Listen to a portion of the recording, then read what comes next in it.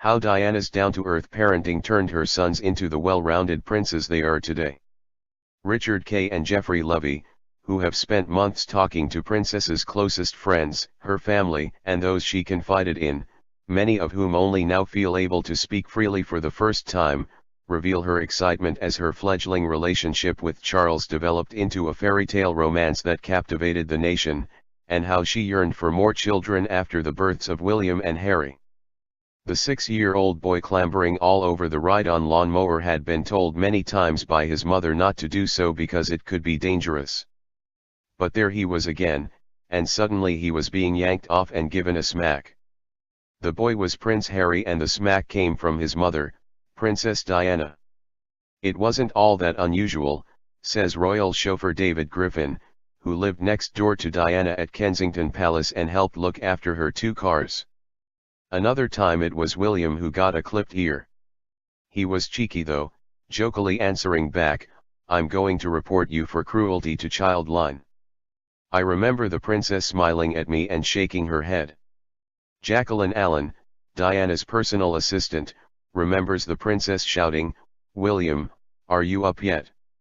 He was a typical teenager, she says.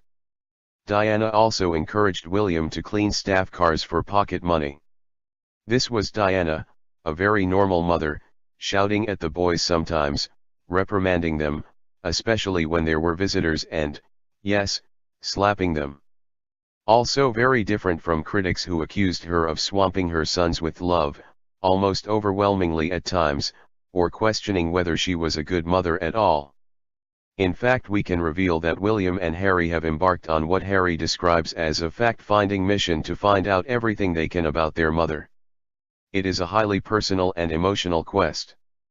In recent months they have been meeting up with a number of Diana's closest friends, requesting private photographs, letters, and other mementos that will help them create a more complete personal picture of their mother.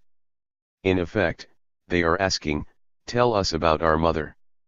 One close friend, who went to see the princes at Harry's home, Nottingham Cottage, in Kensington Palace, told us, they have memories of her but, as Prince Harry said, they were simply too young and too protected at the time to really appreciate what was going on in their mother's life and what it all meant. It was during these talks with Diana's friends that the princes came to realize that only a statue of their mother would be an adequate memorial to her contribution to the life of the nation. Several of the friends have not held back in telling William and Harry how dismayed they have been for years that the only physical memorial to Diana is the so-called fountain in Kensington Gardens, in reality a rather dull water feature that was opened after much controversy in 2004, nearly 7 years after her death. South African-born Jenny Rivet, now 55, Diana's personal trainer for nearly 7 years, remembers the princess as such a normal mum. "The boys were sweet but they could be a handful," she recalls. "I remember one morning we were working out and William was being especially annoying. 'Just go away, William, you're being irritating,' she shouted at him." The princess's aunt Lavinia Corballisterton, 76, remembers the mothering instincts of the 6-year-old Diana when she had a new baby, and Diana was desperate to push the pram. "Such a very merry little girl," she recalls, speaking of her niece for the first time. "She wanted to be involved with everything, especially the new baby. Nanny let her push the pram." 3 months after Prince William was born, Diana wrote to Mary Robertson, whose baby son Patrick she nannied in the months during which she was being courted by Charles.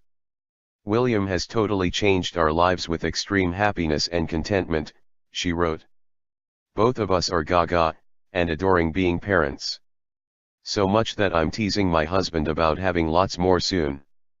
5 years later she was again writing to Mrs. Robertson, about William starting school. "Quite frankly, I could easily have dived into a box of Kleenex as he looked incredibly grown up," she wrote. Astrologer Penny Thornton, introduced to Diana through Prince Andrew, remembers her first visit to Kensington Palace in 1986 when the boys were aged 4 and 2. She had gone there to do an astrological chart for the princess but stayed on for tea. "William and Harry came in wanting chocolate biscuits," she says. They were the same age as my own children, and Diana was great with them, asking, "Did you wash your hands?" and saying things like, "Don't eat that now, Harry," and, "Be quiet," just like any mother would. They were happy children. Diana's aunt, Mary Roche, her mother's 3 times married elder sister, remembers taking her own mother, Diana's grandmother, Ruth, Lady Fermoy, for lunch with her niece at Kensington Palace. William would have been nearly 3 and Harry not yet 1, recalls Aunt Mary, who lives in Bradford-on-Avon, Wiltshire. "She gave me Harry to hold, she was proud, and said, 'Isn't he adorable?'" Later that day it was bath time in the nursery, and Aunt Mary recalls, "William was playing up in the bath and he threw a sponge at my mother." Lady Fermoy and her close friend the Queen Mother were, of course, the elders of the 2 families who plotted the betrothal of Diana and Charles, though with misgivings that they were not ideally matched. Mrs. Roche says, "On another occasion I was at lunch with Diana and the boys, and William and Harry started fooling around. Diana gave them a look across the table and said, 'Please don't let me down.' She expected them to behave in front of her aunt. Diana was very affectionate and warm and a great hugger, which is very unlike our family tradition. Hugs were very important to her, and hugging her children.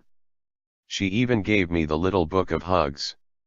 This book, published in 1986, illustrates the benefits of a good hug, from whimsical to serious. Diana gave many copies of it to family and friends. For his part, the Prince of Wales was in charge of the more traditional aspects of their young lives.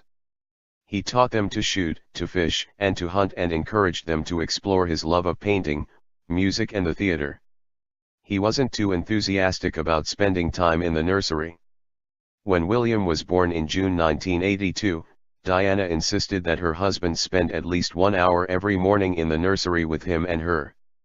So different from new father Prince William, who at times has almost shouldered Kate aside to do his bit changing nappies. Charles couldn't really understand just why Diana considered it important for him to have so much contact with their new baby. But the princess, then 21, would not be dissuaded. She got her own nursery grounding when she was looking after baby Patrick Robertson, whose father was an Exxon oil executive, in 1980. "Diana changed nappies, washed dishes, and ran errands for me," recalls Mrs. Robertson, now back in New York, and a widow. She said she adored working with children and wanted to have a dozen of her own. "I told her, 'It's more work than you think, Diana.'" Diana certainly knew the kind of family life she wanted, and in this early domestic battle, she put her foot down and won. Charles agreed to be in the nursery from 9 a.m. to 10 a.m. He certainly began willingly enough, and stories emerged of the prince happily clambering into the bath and splashing about with William. But it didn't last. Before long the hour had become 45 minutes, then 30 minutes, and as one close source recalls, eventually you were lucky to find him there after 9:15. Old retainers knew what the problem was. The prince had been brought up by nannies, maids, and governesses without the rough and tumble childhood that Diana was determined her boys should have. There were nannies in Diana's upbringing too, of course, but at her home in Norfolk on the Sandringham estate, there had always been a real family atmosphere, even after her mother left for another man, the elegant Peter Shand Kidd, when she was 6. As Mary Clark, who nannied Diana and the other Spencer children for 2 years and is now living in Canada, recalls, "I can see her now, this child with fair hair down to her shoulders, rosy cheeks and downcast eyes, talking about love. She always needed to be loved. But there was always a lot of fun going on among the siblings. They were very close and looked after each other." Now Harry had arrived and, again at her insistence, Charles was back in the nursery. In fact, she went about organizing it in a surprisingly official way, writing to Charles's private secretary, Edward Adiana, to inform him that the prince would no longer be available for official meetings at either end of the day because he would be needed in the nursery. The letter had the desired effect. Years later, when Diana's life was at a low ebb, She would recall the months of anticipation leading up to Harry's birth in September 1984 as the happiest in the marriage. It says much for Diana that after all the suspicions and stresses involving the shadow over the marriage of Camilla Parker Bowles, she was still trying to bring about the family bonding of which she felt she had been cheated in her own childhood. In all fairness, this could not have been easy for Charles. His childhood had been so very different from Diana's. His parents, of course, hadn't divorced, but he would later complain that those early years were marked by a lack of maternal closeness. Some would say it was a heroic effort of Princess Diana to steer him towards letting his sons be brought up relatively informally.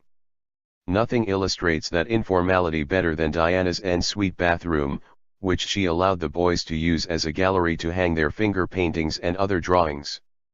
Initially Charles was uneasy at the prospect of his sons not being brought up under the kindly but firm hand of his own Scottish nanny, Mabel Anderson. Charles had been in her charge in the nursery while being taught by governesses at Buckingham Palace until he was almost 8, when he went to Hill House School in Knightsbridge. He had wanted his sons to be similarly educated at home in their early years. But Diana was determined they should go to school with other children as early as possible, just as she had. Once again, the princess prevailed. Looking at the two princes today, even Charles admits that, in this at least, Diana was right. And her influence extends to the grandson she never saw. When William begins as a full-time royal later this year, and he and Kate move their base from Anmer Hall in Norfolk back to Kensington Palace, Prince George, 4, will start at Thomas's, a London prep school just across the river in Battersea with a wide social mix that would have pleased Diana. Ironically, though her parents had divorced, Diana was very close to them both. Yet, while the Queen and Prince Philip had a rock-steady marriage, Charles had grown up feeling convinced that he was unloved and misunderstood by both of them. The princess did not want her boys to suffer these same traumas. Who but Diana would have taken both boys, when aged 13 and 11, to meet homeless people? Or take William to visit a friend in hospital dying of AIDS? Who but Diana would have taken Harry to chat to cystic fibrosis patients at London's Royal Brompton Hospital? He brought along a computer game and played it with the patients sitting on their beds. Charles was at first uncertain about his sons being introduced at such a young age to such harsh aspects of life. But he came to accept it and today realizes just how well it has rounded and shaped his sons. In the eyes of Diana's Aunt Mary, William and Harry are so reminiscent of their mother. In their warmth, they are very much her boys, she says. Her boys were very much on Diana's mind when her marriage had collapsed to the point of divorce. She knew what they must be going through, says astrologer Debbie Frank, who became a close friend of Diana's. At Easter 1997, Diana took the princes on holiday to the exclusive K Club resort on the Caribbean island of Barbuda, where they swam and fished and drove about in golf carts. It was a wonderful, peaceful few days, and she lamented to the manager Michelle Noodlings that she was saddened that she had only limited time with them. None of them knew just how little.